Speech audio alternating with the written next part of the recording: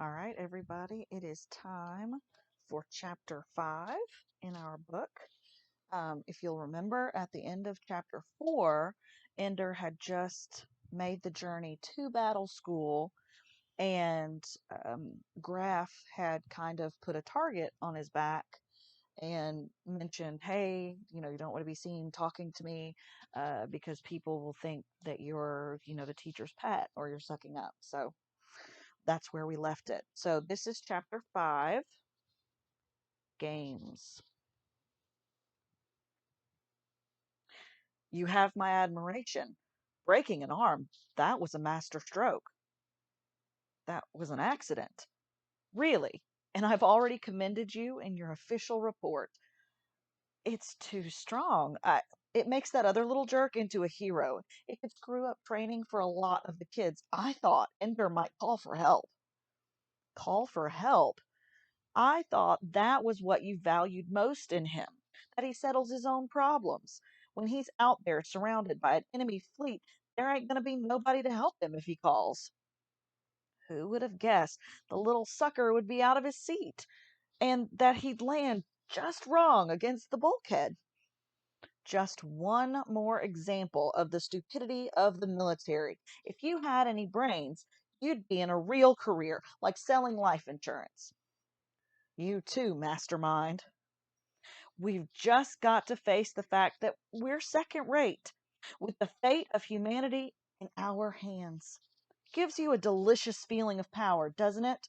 Especially because this time, if we lose, there won't be any criticism of us at all. I never thought of it that way, but let's not lose. See how Ender handles it. If we've already lost him, if he can't handle this, who next? Who else? I'll make up a list. In the meantime, figure out how to unlose Ender. I told you, his isolation can't be broken. He can never come to believe that anybody will ever help him out. Ever. If he once thinks there's a way out, he'll be wrecked. Or he's wrecked. You're right. That would be terrible if he believed he had a friend. He can have friends. It's parents he can't have. The other boys had already chosen their bunks when Ender arrived. Ender stopped in the doorway of the dormitory, looking for looking for the sole remaining bed. The ceiling was low. Ender could reach up and touch it. A child-sized room, with the bottom bunk resting on the floor. The other boys were watching him, corner-wise, out of the corner of their eye. Sure enough, the bottom bunk right by the door was the only empty bed. For a moment it occurred to Ender that by letting the others put him in the worst place, he was inviting later bullying. Yet he couldn't very well oust someone else. So he smiled broadly. Hey, thanks, he said, not sarcastically at all. He said it as sincerely as if they had reserved for him the best position. I thought I was going to have to ask for low bunk by the door. He sat down and looked in the locker that stood open at the foot of the bunk. There was a paper taped to the inside of the door. Place your hand on the scanner at the head of your bunk and speak your name twice.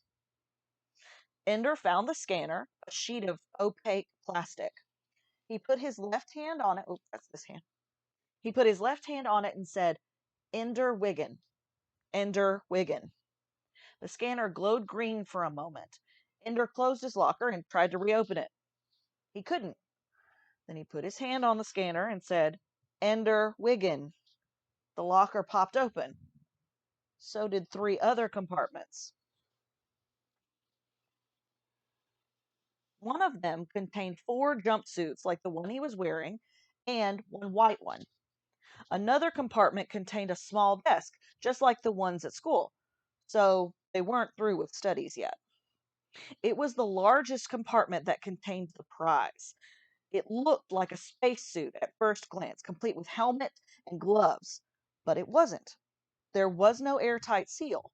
Still, it would effectively cover the whole body. It was thickly padded. It was also a little stiff. And there was a pistol within, a laser gun, it looked like, since the end was a solid, clear glass. But surely they wouldn't have let the children have lethal weapons. Not laser, said a man. Ender looked up. It was one he hadn't seen before, a young and kind looking man. But it has a tight enough beam, well focused. You can aim it and make a 3-inch circle of light on a wall 100 meters off. What's it for? Ender asked. One of the games we play during recreation. Does anyone else have his locker open? The man looked around. I mean, have you followed directions and coded in your voices and hands? You cannot get into your lockers until you do. This room is your home for the first year or so here at Battle School, so get the bunk you want and stay with it. Ordinarily, we let you elect your chief officer and install him in the lower bunk by the door, but apparently that position has been taken. Can't recode the lockers now, so think about whom you want to choose. Dinner in 7 minutes. Follow the lighted dots on the floor. Your color code is red, yellow, yellow.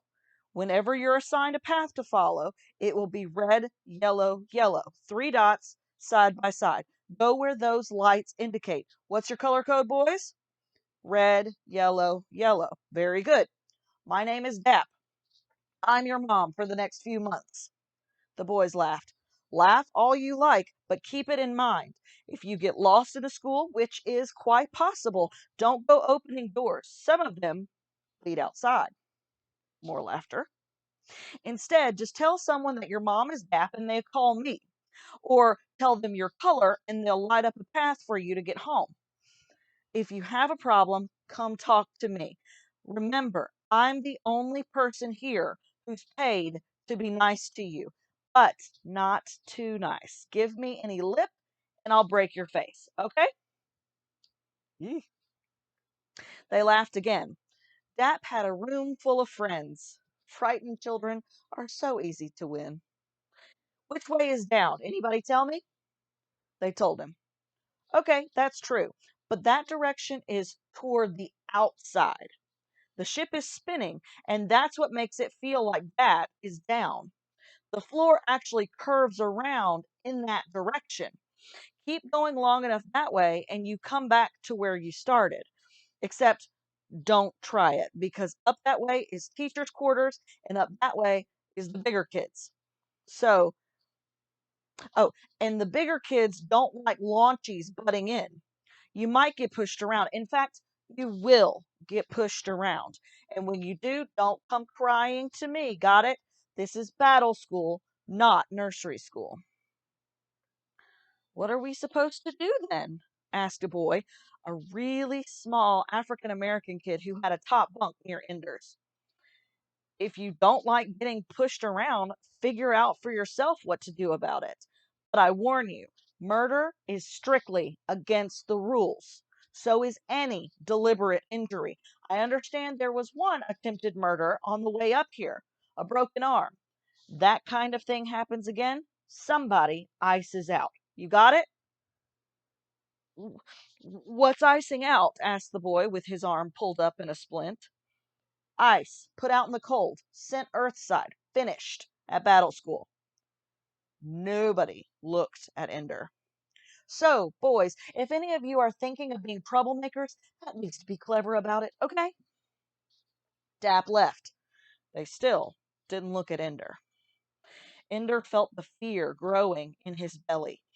The kid whose arm he broke, Ender didn't feel sorry for him. He was a Stilson. And like Stilson, he was already gathering a gang, a little knot of kids, several of the bigger ones. They were laughing at the far end of the room, and every now and then one of them would turn to look at Ender. With all his heart, Ender wanted to go home. What did any of this have to do with saving the world?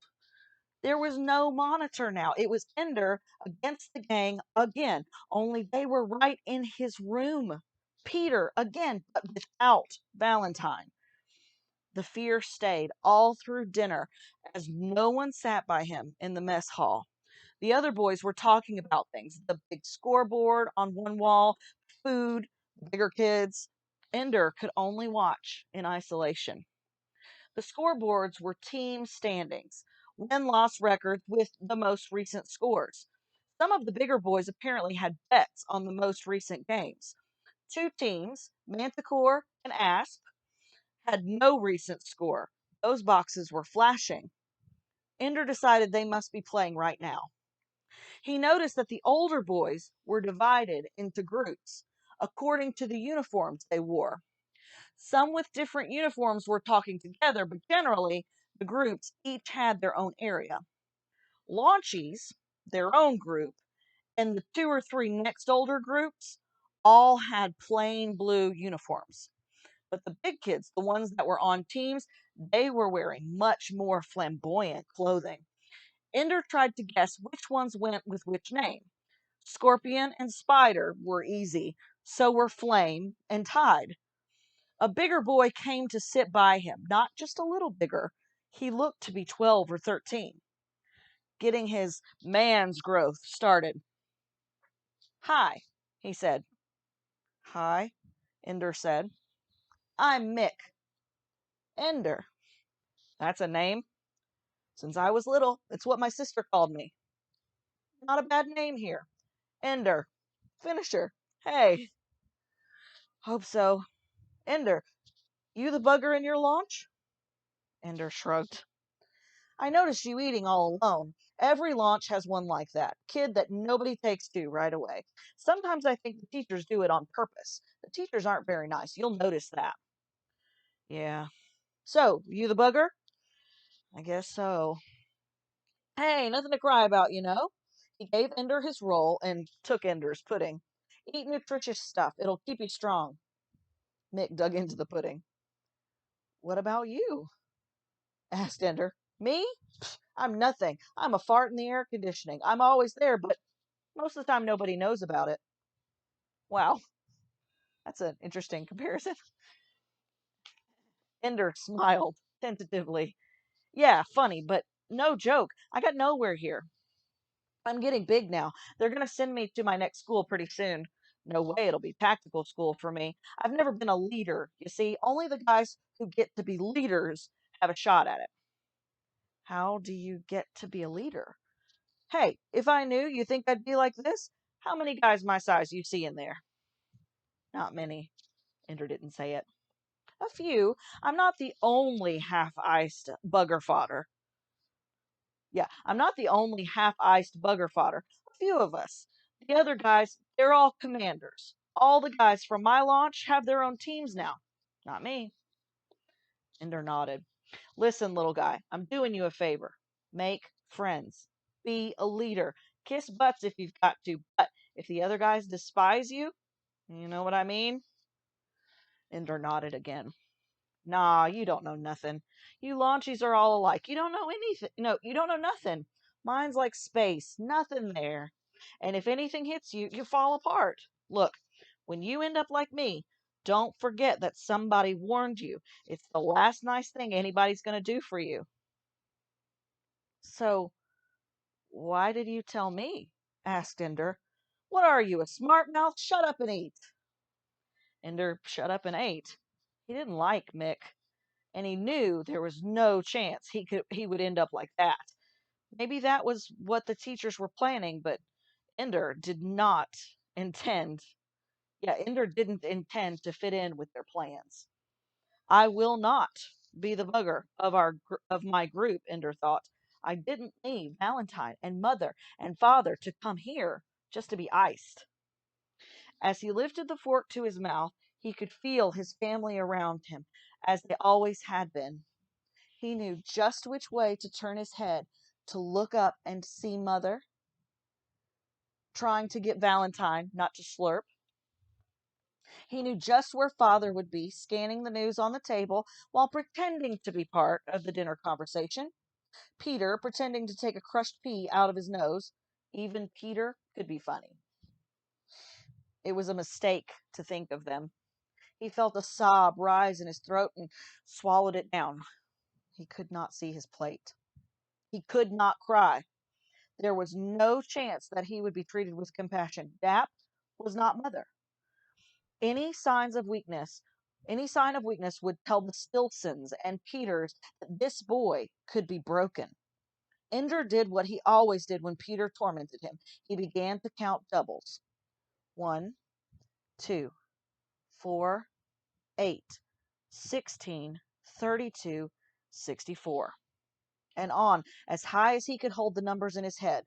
128, 256, 512, 1024, 2048, 4096, 8192, 16,384, 32,768, 65,536, 131,072, 262,144.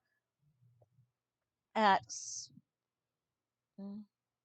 67,108,864, he began to be unsure. Had he slipped out a digit?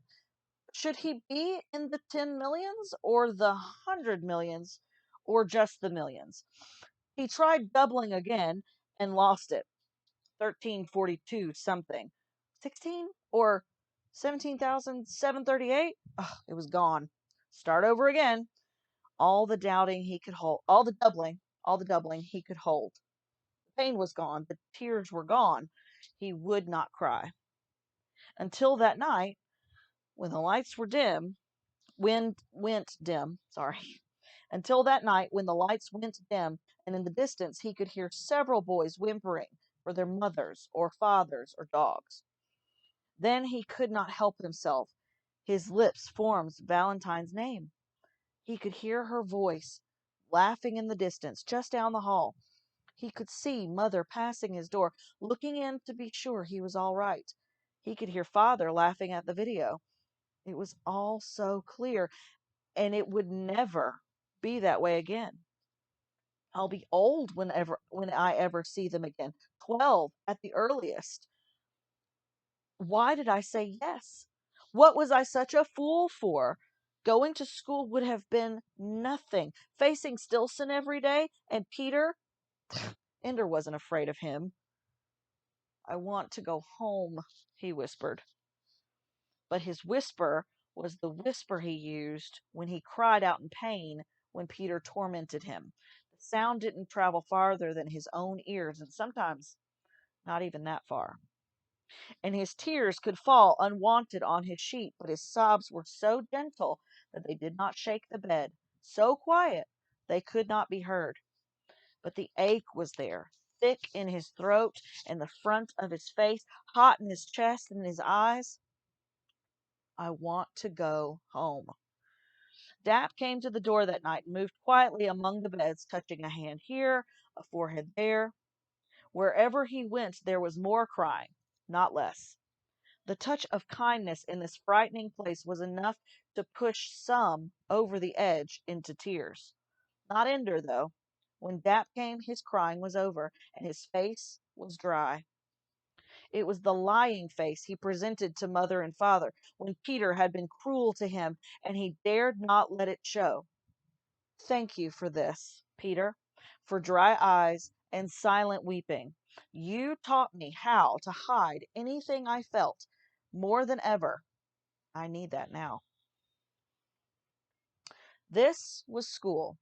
Every day, hours of classes, reading, numbers, history, videos of the bloody battles in space, the Marines spraying their guts all over the walls of the big bugger ships. Let me try that again. The Marines spraying their guts all over the walls of the bugger ships, hollows of the clean wars of the fleet, ships turning into puffs of light as the spacecraft killed each other deftly in the deep night. Many things to learn. Ender worked as hard as anyone. All of them struggled for the first time in their lives. And for the first time in their lives, they competed with classmates who were at least as bright as they. But the games, that was what they lived for. That was what filled the hours between waking and sleeping.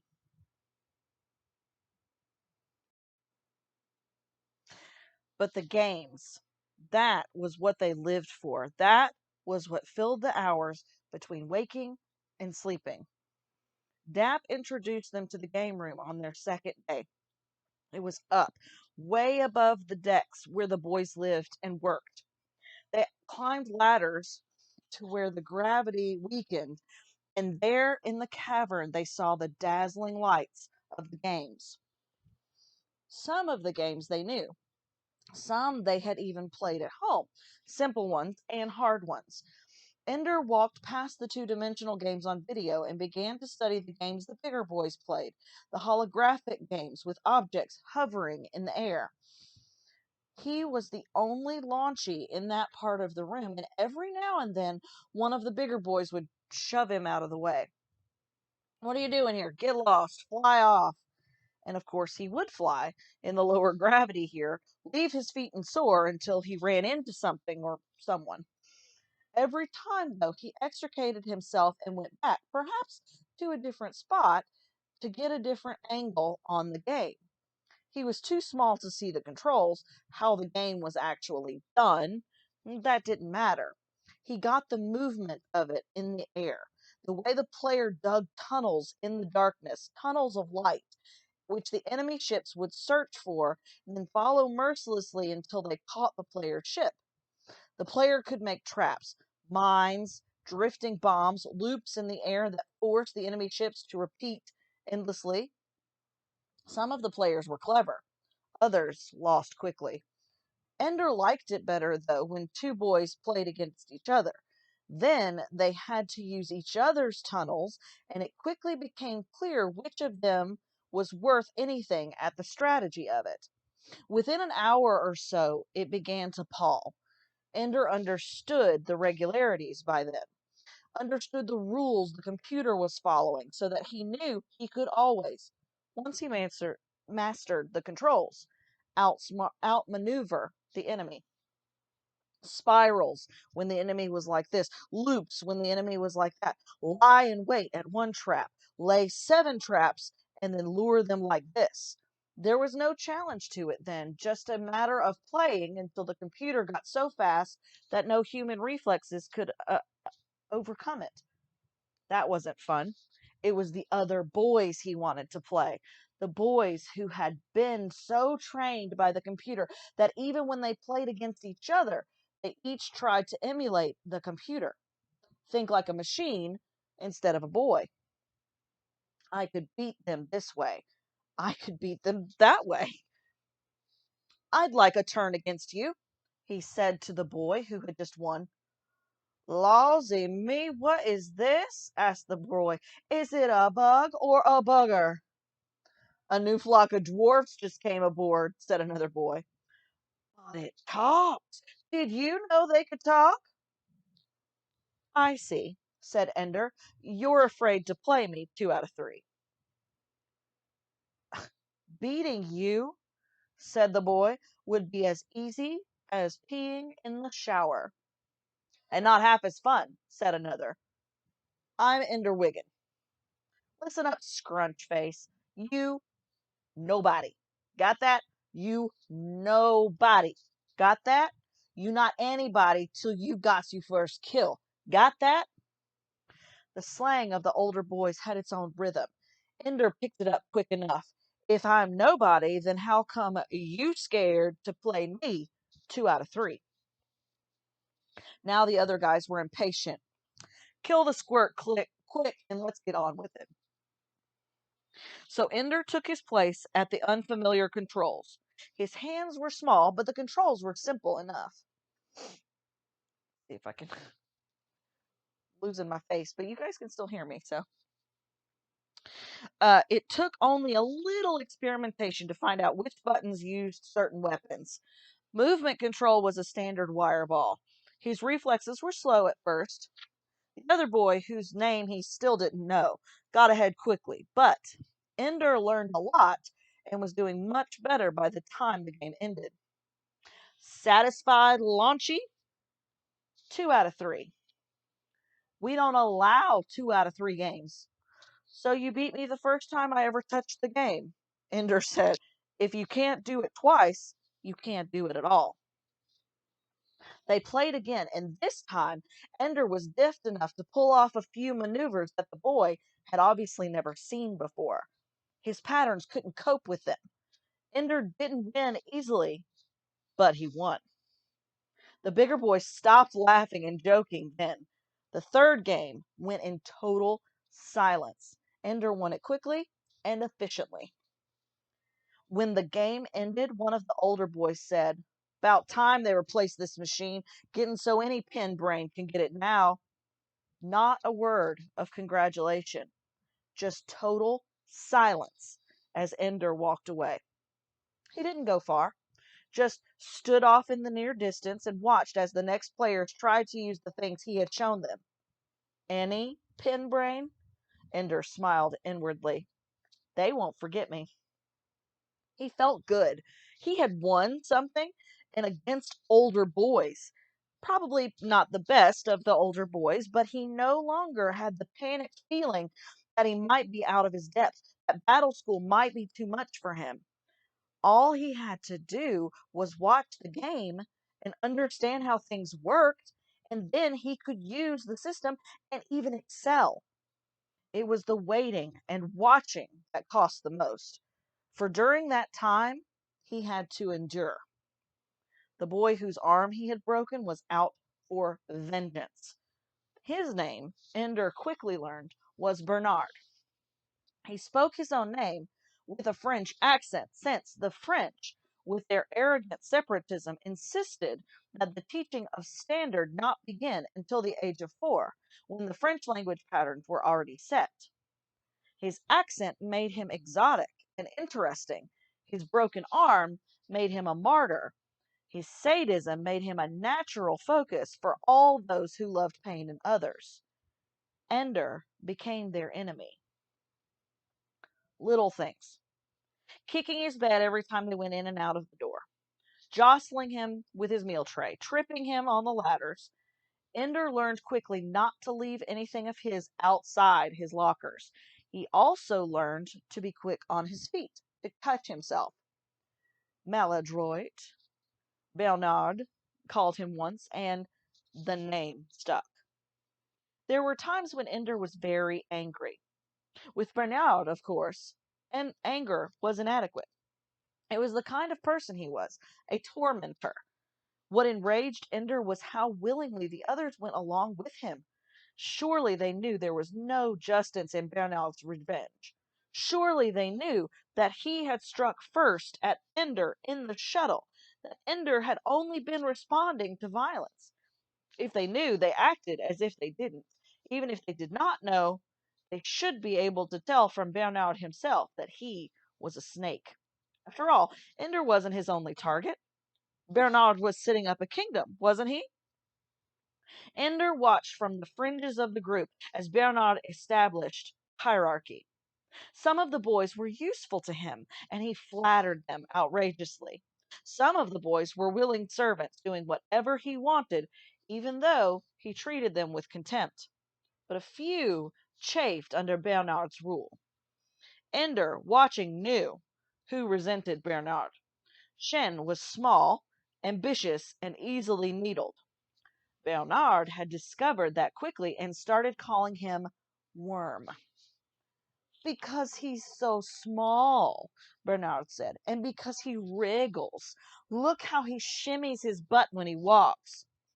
Shen stormed off, but they only laughed louder. Look at his butt. See you, Worm. Ender said nothing to Shen. It would be too obvious then that he was starting his own competing gang. He just sat with his desk on his lap, looking as studious as possible. He was not studying. He was telling his desk to keep sending a message into the interrupt queue every 30 seconds. The message was to everyone, but it was short and to the point. What made it hard was figuring out how to disguise who it was from, the way the teachers could. Messages from one of the boys always had their name automatically inserted. Ender hadn't cracked the teacher security systems yet, so he couldn't pretend to be a teacher, but he was able to set up a file for a non existent student whom he whimsically named God. Only when the message was ready to go did he try to catch Shen's eye. Like all the other boys, he was watching Bernard and his cronies laugh and joke, making fun of the math teacher, who often stopped in mid sentence and looked around as if he had been let off the bus at the wrong stop and didn't know where he was. Eventually, though, Shen glanced around. Ender nodded to him, pointed to his desk, and smiled. Shen looked puzzled. Ender held up his desk a little and then pointed at it. Shen reached for his own desk. Ender sent the message then. Shen saw it almost at once. Shen read it, then laughed aloud. He looked at Ender as if to say, "Did you do this?" Ender shrugged to say, "I don't know who did it, but it sure wasn't me." Shen laughed again, and several of the other boys who were not close to Bernard's group got out their desks and looked. Every 30 seconds, the message appeared on every desk, marched around the screen quickly, then disappeared. The boys laughed together. "What's so funny?" Bernard asked. Ender made sure he was not smiling when Bernard looked around the room, imitating the fear that so many others felt. Shen, of course, smiled all the more defiantly. It took a moment. Then Bernard told one of the boys to bring out a desk. Together, they read the message. "Cover your butt. Bernard is watching. God." Bernard went red with anger. "Who did this?" he shouted. "God," said Shen. "It sure wasn't you," Bernard said. "This takes too much brains for a worm." Ender's message expired after 5 minutes. After a while, a message from Bernard appeared on his desk. "I know it was you, Bernard." Ender didn't look up. He acted, in fact, as if he hadn't seen the message. "Bernard just wants to catch me looking guilty. He doesn't know." Of course, it didn't matter if he knew. Bernard would punish him all the more because he had to rebuild his position. The one thing he couldn't stand was having the other boys laughing at him. He had to make clear who was boss. So Ender got knocked down in the shower that morning. One of Bernard's boys pretended to trip over him and managed to plant a knee in his belly. Ender took it in silence. He was still watching as far as the open war was concerned. He could do nothing, or he would do nothing. But in the other war, the war of desks, he already had his next attack in place.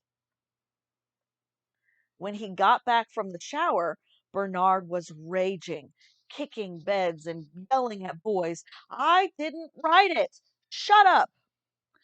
Marching constantly around every boy's desk was this message: "I love your butt.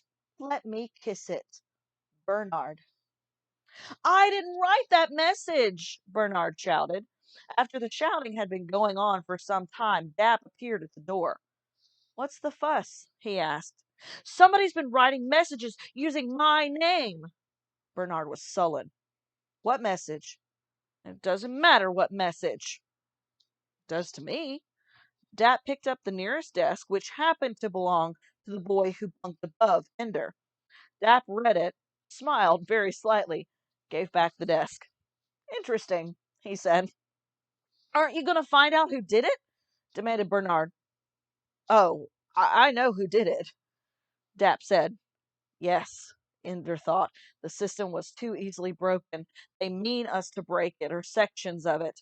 They know it was me. "Well, who then?" Bernard shouted. "Are you shouting at me, soldier?" asked Dap very softly.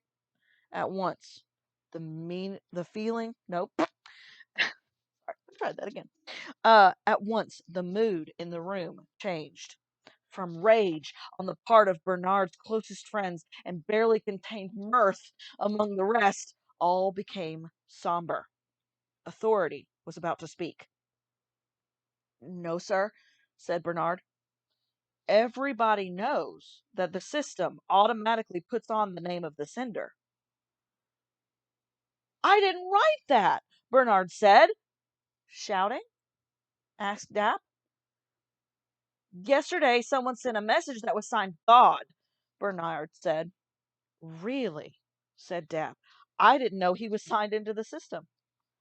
Dap turned and left, and the room filled with laughter. Bernard's attempt to be ruler of the room was broken.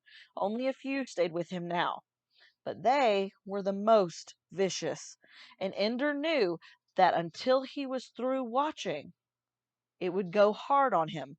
Still, the tampering with the system had done its work. Bernard was contained, and all of the boys who had some quality were free of him. Best of all, Ender had done it without sending him to the hospital. Much better this way. Then he settled down to the serious business of designing a security system for his own desk, since the safeguards built into the system were obviously inadequate. If a 6-year-old could break them down, they were obviously put there as a plaything, not serious security. Just another game that the teachers set up for us. And this is one I'm good at. "How did you do that?" Shen asked him at breakfast. Ender noted quietly that this was the first time another launchy from his own class had sat with him at a meal. "Do what?" he asked. "Send a message with a fake name. And Bernard's name? That was great. They're calling him Butt Watcher now. Just Watcher in front of the teachers, but everybody knows what he's watching." "Poor Bernard," Ender murmured. "And he's so sensitive." "Come on, Ender. You broke into the system. How'd you do it?" Ender shook his head and smiled. "Thanks for thinking I'm bright enough to do that. I just happened to see it first, that's all." "Okay, you don't have to tell me," said Chen. "Still, it was great." They ate in silence for a moment. "Do I wiggle my butt when I walk?" "Nah," Ender said. "Just a little. Just don't take such big, long steps, that's all." Shen nodded. The only person who'd ever notice was Bernard. "He's a pig," said Shen. Ender shrugged. "On the whole, pigs aren't so bad." Shen laughed. "You're right. I wasn't being fair to the pigs." They laughed together, and 2 other launchies joined them. Ender's isolation was over. The war was just beginning.